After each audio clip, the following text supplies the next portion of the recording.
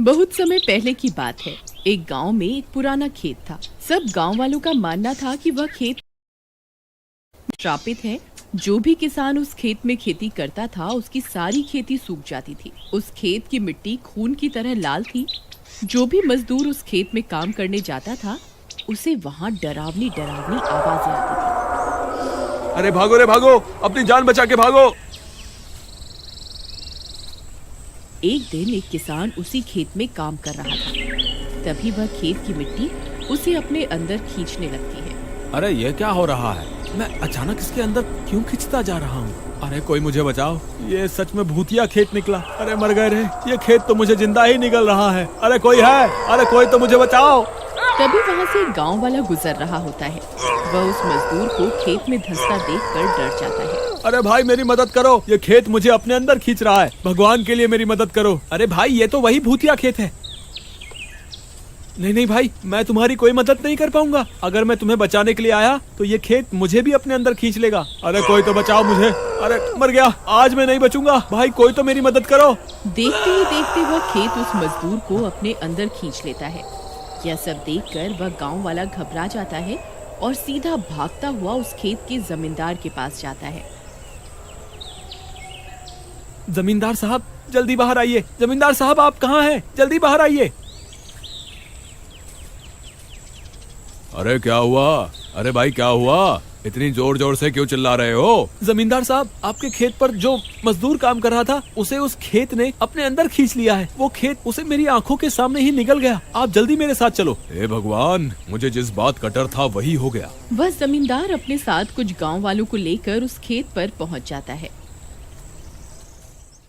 देखो भाइयों, इसी जगह पर वो मजदूर खड़ा था। तभी अचानक इस खेत ने उसे निगल लिया। भाइयों तुम सब मिलकर एक काम करो, जल्दी से यहाँ खुदाई करो। हो सकता है हमें वो मजदूर जिंदा मिल जाए। हो सकता है अभी भी उसकी सांसें चल रही हों। फिर वे सब गांव वाले मिलकर वहाँ खुदाई शुरू कर देते हैं। उन्हें खुदाई करते करते आधा दिन बीत जाता है, लेकिन उस मजदूर का कोई नामो निशान नहीं मिलता। वह लोग बहुत गहरा गड्ढा खोद देते हैं, लेकिन उसके बाद भी उन्हें उस मजदूर का नामो निशान नहीं मिलता। ये सब देखकर उस मजदूर की पत्नी बहुत घबरा जाती है।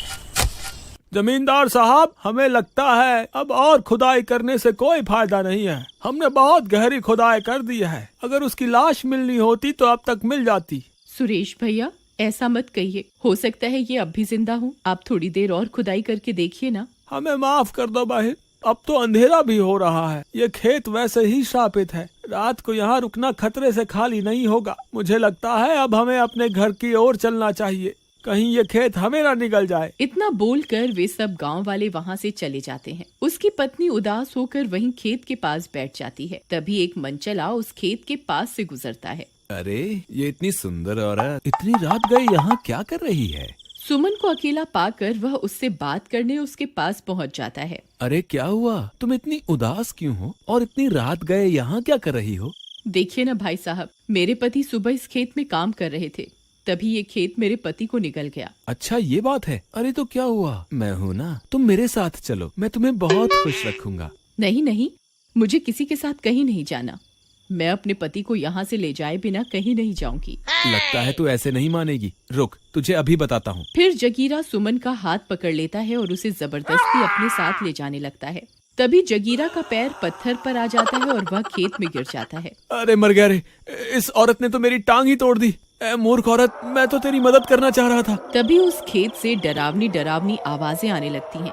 जगीरा बहुत डर जाता है। कौन है वहाँ? कौन है जो डरावनी डरावनी आवाजें निकाल रहा है? देखो तुम जो भी हो, तुम ये सही नहीं कर रहे हो। तभी देखते ही देखते खेत की मिट्टी धंसने लगती है और जगीरा खेत के अंदर समाने लगता है। अरे कोई मुझे बचाओ, ये भूतिया खेत तो मुझे निकल रहा है। अरे कोई है? अरे कोई तो मेरी मदद करो। अरे मर गया रे, ये आज मैं कहाँ फंस गया। मैं तो अच्छा भला घर की ओर जा रहा था, इस औरत के चक्कर में तो मेरी जान खतरे में पड़ गई। अब क्या करूं? हे भगवान, कोई तो मुझे बचाओ। फिर देखते ही देखते जगीरा को भी वह खेत निकल जाता है। ये सब देखकर सुमन बहुत डर जाती है और सीधे भागते हुए जमींदार के घर जाती है। जमींदार साहब, जल्दी बाहर आइए। हे भगवान, अब क्या हो गया? कहीं कोई और घटना तो नहीं घट गई? फिर जमींदार भागता हुआ अपने घर से बाहर आता है और देखता है सुमन बाहर खड़ी होती है। क्या हुआ सुमन बहन, तुम इतनी घबराई हुई क्यों हो? अब क्या हुआ? जमींदार साहब, मैं उसी खेत के पास बैठे हुए थी, तभी एक मंचला वहाँ से गुजर रहा था। फिर अचानक से वह उस खेत में गिर पड़ा और उस खेत ने मेरी आंखों के सामने उसे भी निगल लिया। आप जल्दी चलिए। हे भगवान, ये सब क्या हो रहा है? जमींदार अपने साथ कुछ लोगों को लेकर खेत पर पहुंच जाता है।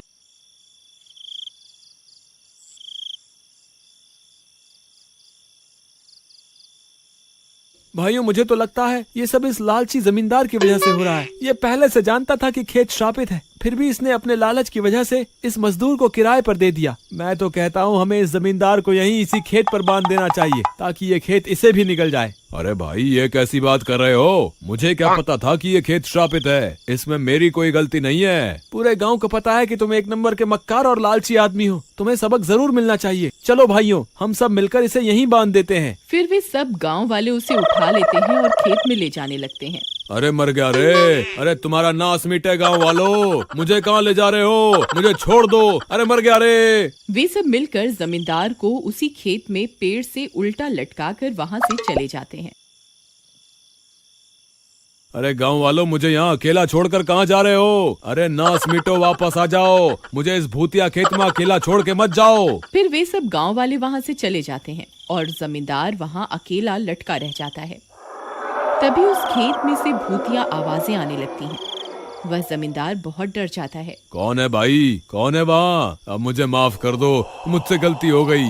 तभी खेत में से जगीरा बाहर निकलता है। अब वह एक भूत बन चुका होता है। अरे मर गए रे, ये तो सच में भूत है। हे भगवान, अब मैं क्या करूँ? अरे कोई तो मुझे बचाओ। अब तुझे मुझसे कोई नहीं बचा सकता।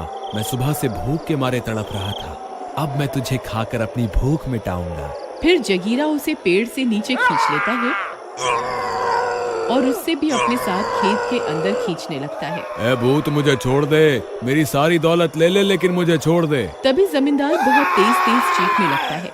उसकी चीख पूरे गांव में सुनाई देती है। सब गांव वाले ये मंजर देखने के लिए खेत की तरफ जाने लगते हैं। बहुत बढ़िया भूत भाई, इस जमींदार को छोड़ना नहीं, ये इसी के लायक है। सुमन ये सब देखकर बहुत परेशान हो जाती है। उसे ये सब ठीक नहीं लगता। नहीं, ये सब बहुत गलत हो रहा है। मैं किसी को ऐसे मरता हुआ नहीं देख सकती। मुझे कुछ करना ही होगा। तभी सुमन भागकर अपने घर जाती है और हनुमान जी की मूर्ति को उठाकर अपने साथ लेकर चल देती है। वहीं दूसरी तरफ वह भूत जमींदार को खेत में खींच रहा होता है और सभी गांव वाले उसकी मौत का मंजर देख रहे होते हैं, लेकिन कोई भी उसकी मदद के लिए आगे नहीं आता। अरे गांव वालों, कोई तो मेरी मदद करो। अरे कोई तो मुझे बचाओ। अरे मर गया रे, ये भूत तो मुझे कच्चा ही खा जाएगा। अरे गांव वालों, तुम्हारा नाश मिटे। अगर मैं भूत बन गया तो भूत बनकर किसी को नहीं छोड़ूंगा। अरे मुझे बचा लो, कोई तो मुझे बचा लो। आए, मैं मर गया रे। तभी सुमन हनुमान जी की मूर्ति लेकर वहाँ पहुँच जाती है। जमींदार जी, ये पकड़िए जल्दी। जमींदार झट से हनुमान जी की मूर्ति को कसकर अपने हाथों से पकड़ लेता है। जय जय बजरंग बली, बजरंग बली की जय हो, बजरंग बली की जय हो, जय जय बजरंग बली। तभी वह भूत उस जमींदार को खेत के अंदर खींच लेता है। सभी गांव वाले हक्के बक्के रह जाते हैं। वहाँ एकदम शांति हो जाती है। सब लोग एक दूसरे की तरफ देखने लगते हैं। तभी जोर जोर से आवाजें आने लगती है। जय बजरंग बली, बजरंग बली की जय हो, जय जय बजरंग बली, तोड़ दे दुश्मन की नली। उस खेत की मिट्टी जगमगाने लगती है। चारों ओर रोशनी फैल जाती है। तभी उस खेत से भूतों की आवाजें आने लगती हैं। हे बजरंग बली, मुझे माफ कर दो। मैं अभी के अभी ये खेत छोड़कर चला जाऊंगा। हे बजरंग बली, माफ कर दो। तभी वह जमींदार, जगीरा और मजदूर खेत से बाहर निकल आते हैं। अरे बच गया रे, मैं तो बच गया।